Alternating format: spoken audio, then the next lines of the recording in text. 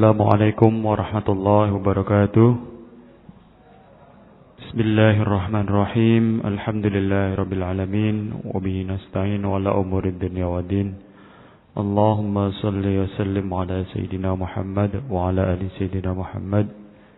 Puji syukur kehadirat Allah Subhanahu wa taala atas segala nikmat yang diberikan kepada kita semua, sehingga pada kesempatan malam hari ini kita bisa hadir dalam acara kajian rutin ngaji filsafat di Masjid Jenderal Sudirman. Yang kedua, salawat serta salam terlimpahkan tercurahkan kepada junjungan kita Nabi Agung Muhammad sallallahu alaihi wasallam beserta para keluarga, sahabat dan umat-umatnya hingga akhir zaman. Sebelum ngaji dimulai, alangkah baiknya kita awali dengan bacaan suratul Fatihah. Semoga Allah senantiasa meridai taklim kita semua. Al-Fatihah. A'udzubillahi minasyaitonir rajim. Bismillahirrahmanirrahim. Alhamdulillahirabbil alamin arrahmanir rahim maliki yaumiddin. Iyyaka na'budu wa iyyaka nasta'in ihdinas siratal mustaqim. Terima kasih. Acara sepenuhnya dihaturkan kepada Pak Faiz. Semoga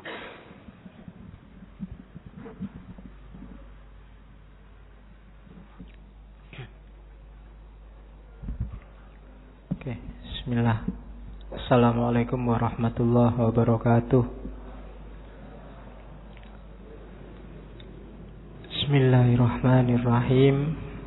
Alhamdulillahi rabbil alamin. Assalatu wassalamu ala asyrafil anbiya'i wal mursalin Sayyidina wa maulana Muhammadin wa ala alihi wa ashabihi ajma'in. Amma ba'du. Bismillah, mari kita lanjutkan ngaji filsafat kita.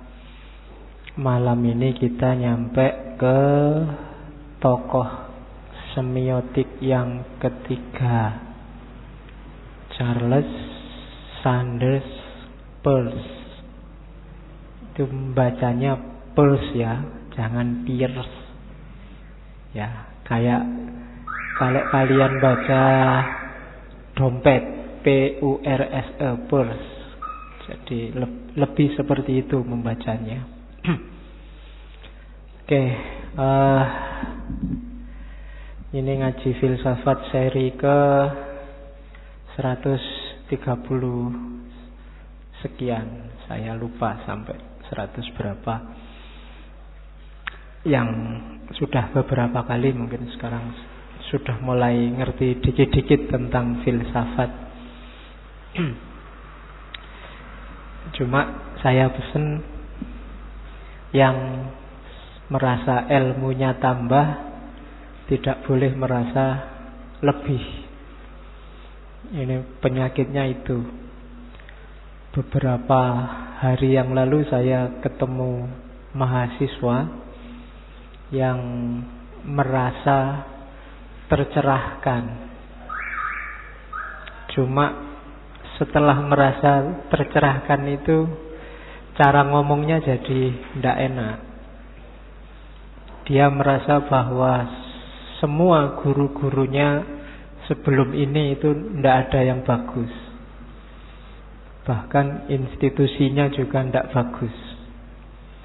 Jadi ini menurut saya harus direvisi ya. Kalau bahasanya pesantren, ilmu itu tidak cuma dicari ngertinya, tapi dicari juga barokahnya. Tidak ada gunanya ilmunya tambah, tapi malah jadi bencana. Harus juga dicari barokahnya. Jadi baru ngerti sedikit, tidak boleh merasa guru saya yang kemarin berarti keliru, berarti tidak pas, berarti institusi saya selama ini berarti tidak bagus dan seterusnya. Tidak boleh. Jadi itu diantara kalau di pondok namanya adabul muta'alim, etiketnya orang yang cari ilmu. Kalian juga begitu, tidak boleh merasa sudah lebih sehingga yang lain dianggap salah. Ada satu kisah sufi yang mungkin pernah saya ceritakan tentang seorang guru besar. Jadi guru besar ini merasa satu ketika dia merasa jenuh sama ilmunya, merasa galau. Karena ternyata mungkin kayak kalian, filsafat itu ternyata gitu aja toh. Masa kemarin tak pikir rumit, jelimet. Lama-lama dia merasa jenuh. Dia tidak tahu jenuhnya di mana. Sampai satu ketika dia dapat isyarat dari Allah, temuilah orang ini di desa ini. Terus didatangilah orang yang diisyarati oleh Allah itu. Orang ini ternyata sederhana, miskin, dan mungkin profilnya juga bukan profil ulama, hanya orang biasa. Terus si guru besar ini datang memperkenalkan dirinya. Si orang biasa ini terus tanya, jenengan ini siapa? Saya itu ulama di kota ini. Oh, sampean yang muridnya ribuan itu ya? Sampean yang ngaku jadi guru itu ya? Orang besar itu ya? Kan gitu. Terus si ini, iya, cuma saya kok dapat isyarat disuruh ketemu sampean. Loh, kok malah ketemu saya? Ya malah saya yang harus banyak belajar dari Anda. Ini dua orang sama-sama bingungnya. Terus ya sudah kalau gitu, katanya si guru besar ini, sampean ingin belajar apa dari saya? Oke, terus kalau gitu saya ada pertanyaan ini, tolong guru dijawab ya. Yang pertama, makan yang benar itu gimana sih? Terus si guru besar, itu pertanyaan gampang, katanya si kiai. Makan yang benar itu kan ya baca bismillah, baca doa sebelum makan, kemudian pakai tangan kanan, sebelum kekenyangan, sebelum kenyang berhenti, kalau selesai baca hamdalah, selesai. Oh, cuma itu ya? Kok beda sama ilmu saya? Oke, nanti yang kedua sekarang pertanyaannya. Tidur yang benar itu gimana? Ya gampang, tidur yang benar itu baca bismillah, baca doa, merem, selesai. Terus tertidur sampai bangun. Oh gitu, beda juga sama ilmu saya. Yang ketiga, saya ingin tanya, sampai kan guru, ngajar yang baik itu gimana?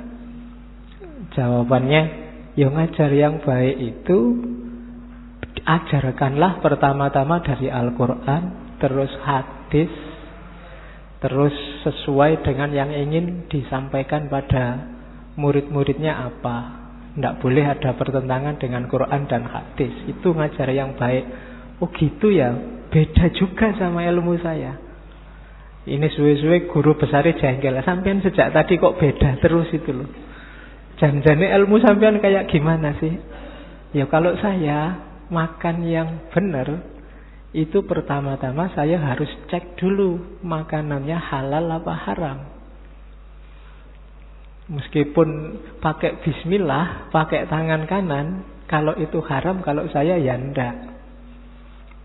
Oh, geleng-geleng guru besarnya. Lah kalau tidur yang benar, tidur yang benar itu kalau saya enggak cuma baca doa, baca bismillah, tapi saya juga melepaskan semua kedengkian, semua rasa tidak suka, semua kesalahanku maupun kesalahan orang lain, ku mohonkan maaf pada Allah, sehingga waktu tidur aku tidak ada ganjelan apapun, sehingga saat itu juga kalau menghadap pada Allah aku siap. Oh, guru besarnya semakin geleng-geleng. Nah kalau ngajar yang benar gimana? Kalau saya ngajar yang benar itu yang penting pertama hatinya ikhlas, terus nyari ridhonya Allah, baru mikir teknisnya. Oke, dari situ guru besar ini baru sadar bahwa ternyata dia yang merasa sudah penuh ilmunya kalah hanya melawan orang kampung yang cara mikirnya nggak terduga-duga. Sebenarnya guru ini kan juga ngerti yang diomongkan oleh orang kecil ini tadi, cuma tidak nyampe di pikirannya. Itu kalau bahasa sufi, ilmunya tidak jadi cahaya. Jadi ilmunya tidak barokah. Kalian wawasannya banyak, tapi pasti banyak di antara ilmu itu yang kadang-kadang malah tidak jadi cahaya, tidak jadi sumber perbuatan, tidak jadi sumber kebaikan. Itu namanya barokah. Oke ya, jadi jangan ditiru tadi ya teman saya yang satu tadi yang baru pinter dikit sudah mencela-cela gurunya yang kemarin-kemarin, yang lalu-lalu. Oke, karena hari ini keahliannya orang Indonesia sebagian besar memang mencela dan mengeluh. Oke, bismillah, kita mulai tokoh semiotik kita. Ini lebih tua daripada yang minggu lalu, Roland Barthes. Namanya Charles Sanders Peirce. Itu ada fotonya waktu muda. Saya kasih yang muda karena fotonya waktu tua itu jenggotnya panjang. Nanti kamu anggap salafi dia kalau tak pampang di situ. Jadi biar aja kayak gini, biar kamu ngerti bahwa dia bukan orang kita. Jadi Charles Peirce ini ya Amerika. Nanti kita kenalnya sebagai pelopor filsafat namanya pragmatisme. Berdua sama temennya William James. Lahirnya 1939 dan nanti meninggalnya 1839, meninggalnya 1914. Jadi lumayan bisa sampai usia tua sekitar 75 tahun. Berasal dari keluarga intelek. Ayahnya seorang profesor dari Universitas Harvard. Harvard ini universitas paling tua di Amerika. Profesor matematika, profesor astronomi. Nanti keahlian yang sama diwarisi oleh Charles S. Peirce ini, Charles Sanders Peirce. Charles Peirce ini kadang-kadang dia nulis namanya sendiri, bukan Sanders, tapi mungkin kalian nanti baca buku ada yang S-nya bukan Sanders tapi Santiago. Santiago itu sebenarnya ini bikinan dia, semacam nama pena. Alasannya dua. Santiago ini nama seorang santo. Santo itu orang suci dalam agama Kristen yang asalnya dari Spanyol. Alasan yang pertama karena istri keduanya dari Spanyol. Jadi dia pengen lebih dekat sama istri keduanya, maka S-nya diganti Santiago. Nah, nama aslinya Santo Santiago kalau dalam Kristen itu sebenarnya James. James ini temennya William James. Dan dia sangat hormat pada temennya ini karena nanti Charles Peirce ini waktu umur-umur paruh baya dia bangkrut, miskin. Hartanya dipakai beli aset, tapi asetnya nggak berkembang, terus dia bangkrut. Yang menopang hidupnya temennya ini, William James ini, yang nanti sama-sama merumuskan pragmatisme. Jadi dia dapat dukungan finansial dari William James. Bahkan sampai William James meninggal, dia masih dapat dari William James dan teman-temannya William James. Sehingga saking kagumnya, saking hormatnya sama William James, terus dia pakai nama Santiago. Karena Santo Santiago itu namanya aslinya James. Jadi itu ada dua alasan. Yang pertama istri keduanya, yang kedua temannya. Itu untuk Charles Peirce. Dia ahli filsafat, ahli logika, ahli matematika. Kebisaannya sangat banyak. Kelemahannya cuma satu tadi, miskin. Ya, jadi ya terserahlah kamu milih mana, ilmu muakeh ning melarat apa sugih ning ndak pati pinter. Nek iso yo ilmunya banyak, duitnya banyak. Kalau bisa, kalau ndak bisa ya tetap milih ilmu dulu. Ilmu cari duit. Oke. Oke, ya. Saya ndak tahu ya, kalau setiap kali saya cerita biografi itu mesti ada sisi ndak enaknya orang-orang pinter itu. Mungkin itu memang Jalan keilmuan itu begitu, kadang-kadang ada terjalnya. Dan nanti meninggalnya juga karena sakit kanker. Charles Peirce ini jasanya luar biasa. Orang yang pertama pakai istilah semiotik itu Charles Peirce. Jadi dia harusnya kita omongkan pertama. Cuma kalau diomongkan pertama nanti ada beberapa istilah yang agak membingungkan, maka biasanya orang ngajar semiotik memang diawali dari Ferdinand de Saussure. Oke. Belajar Charles Peirce itu enaknya dalam ranah logika sama filsafat ilmu. Baru yang ketiga semiotik. Makanya nanti kita singgung sedikit-sedikit dari tradisi logika, kemudian filsafat ilmu, kemudian baru kita masuk ke semiotik untuk ngomong tentang tanda. Oke, itu sekilas tentang riwayat hidupnya Charles Peirce. Kita lihat ya. Diawali dari logika sekarang awalnya. Jadi yang pertama tentang kebenaran. Katanya Charles Peirce, kebenaran itu ada dua jenis. Yang pertama kebenaran transendental. Yang kedua kebenaran kompleks. Kebenaran transendental itu benar yang ada pada objeknya.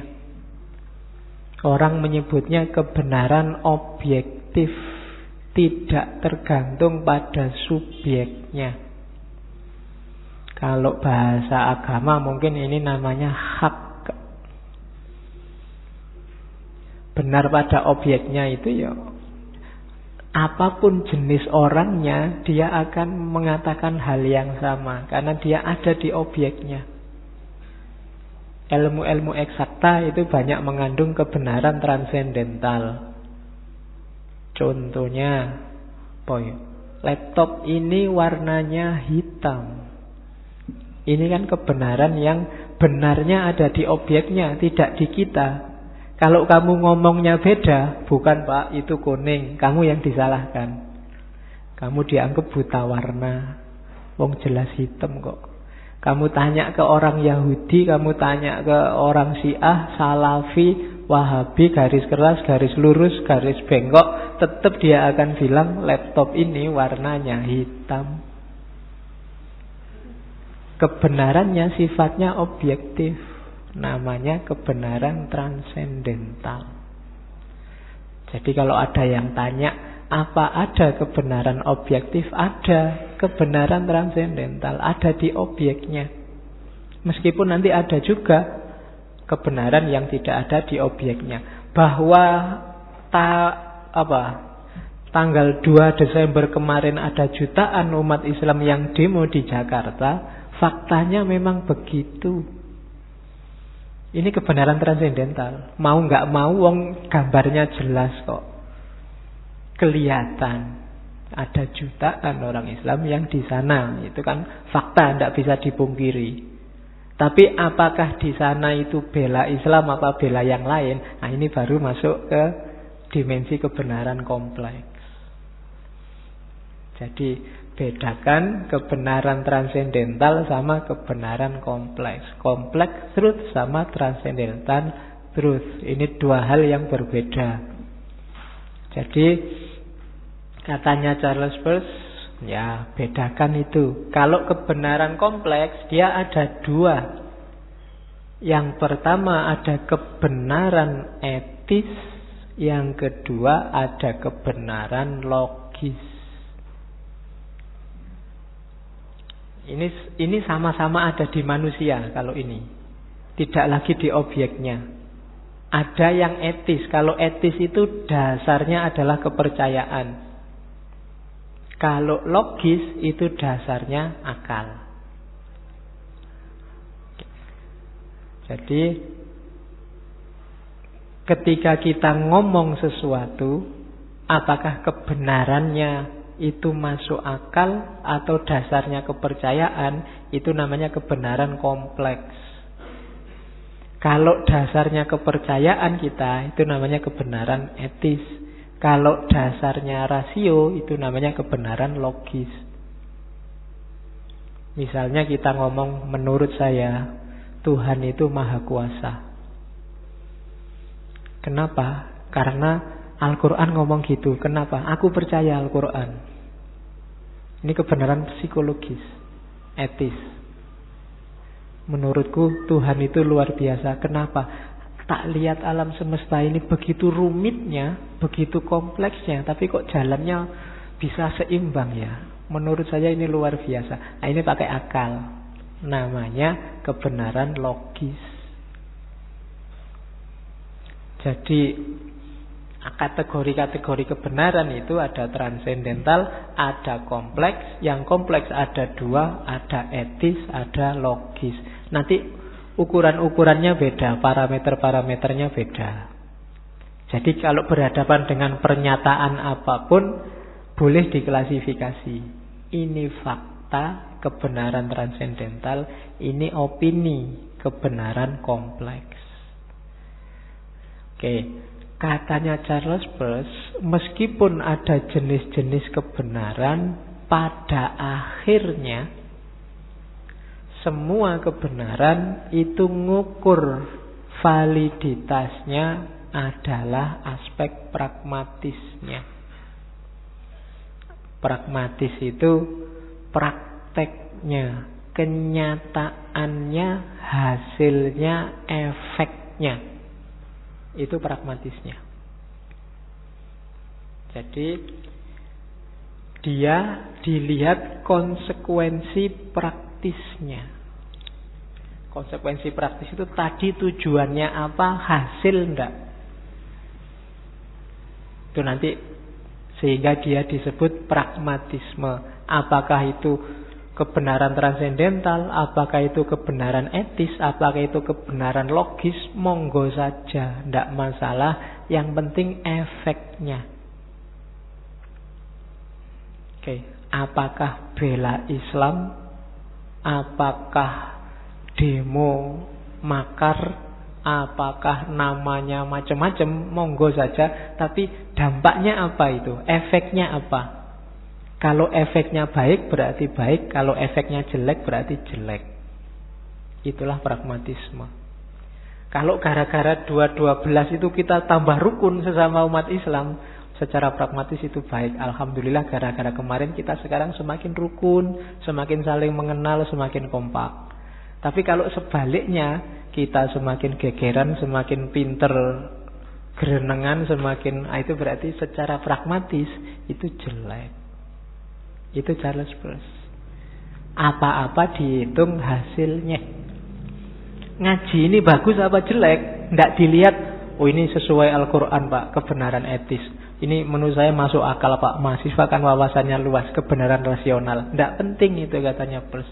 Terserah dalilmu apa, tapi efeknya bagus tidak.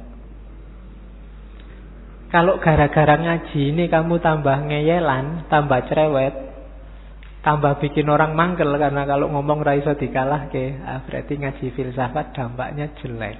Secara pragmatis jelek. Tapi kalau dengan ngaji ini kamu semakin wise, semakin kalau diajak ngomong ngalang-alai wali. Berarti apik, lumayan lah, enggak apa-apa. Paling enggak kamu iso gaya kayak orang-orang bijaksana. Itu pragmatis namanya. Jadi ngukurnya tidak dari barangnya, tapi dari efeknya. Filsafat inilah nanti yang namanya pragmatisme. Jadi tidak proses yang dilihat tapi hasil. Kalau manajemen modern namanya manajemen by result. Dilihat hasilnya. Jalannya apa aja boleh lah, yang penting hasilnya apik. Jadi itu yang pertama. Dalam logika ada jenis kebenaran. Nah, ngejarnya gimana kebenaran itu? Nah ini